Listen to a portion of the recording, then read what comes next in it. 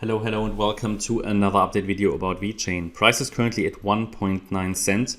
It's basically holding at the moment the 78.6 Fibonacci retracement. Bear in mind what we talked about. We talked about a wave 1 in an impulse of the December lows. We came down, unfortunately, very strongly in this first wave of the wave 2 correction into the 10th of March low. We then rallied, however, only in 3 waves, in an X wave, and we're now coming down in a Y wave. And I'm currently looking at this as, again, a WXY correction in a wave 2. And we ideally need to avoid a sustained break below 1.9 cents. So ideally, we're very close to a low here. If we break 1.9, there is some more support at 1.73, but that's rather unreliable bullish support. It would be the 88.7 Fib level. What we normally want that a coin is holding, well, we normally want that a coin is holding the 78.6 retracement because it leaves confidence there, you know. Otherwise, it rather points towards, oh dear, it may eventually lose support and we may need to look for more bearish wave structures. For now, I think it's still okay, but obviously this is a place where it needs to turn around. I would count these subdivisions as an A wave, a B wave, and a C wave to the downside. And I think, so within the Y wave, yeah.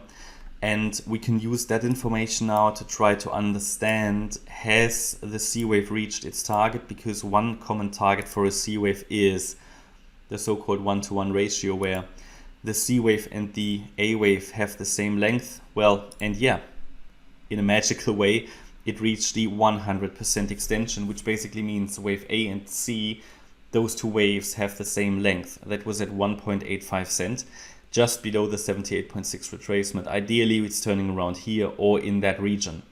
Okay, so it's done what it needs to do. We have enough waves to the downside. We have, the subdivisions aren't entirely clear, but I think we could say, okay, it's possibly also finished here or nearly finished. We have reached the A equals C proportionality target.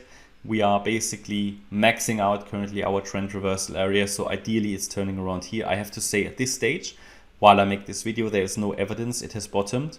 So at present, we need to be careful still, and it could very well break support because if it doesn't show any signs between now and basically, well, if it, honestly, if it breaks below the Friday low, I think there is a really good chance that it's going to eventually see new bear market lows. Again, there's one more support at 1.73 cents.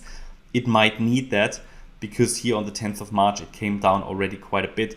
So the current wave of the current correction is otherwise running out of space. So it might just need that. It's just the problematic thing is that in terms of reliability of the setup, it reduces it the further it drops.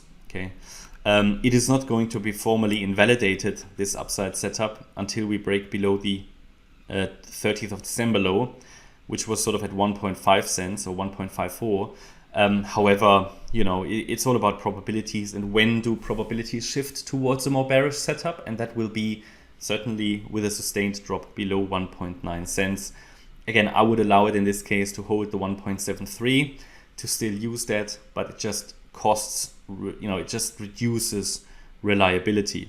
If we look at some of the indicators, I mean, on the 4-hour chart, that's sort of the interesting one at this stage, I think. On the 4-hour chart, the MACD shows a bullish divergence and also the relative strength index.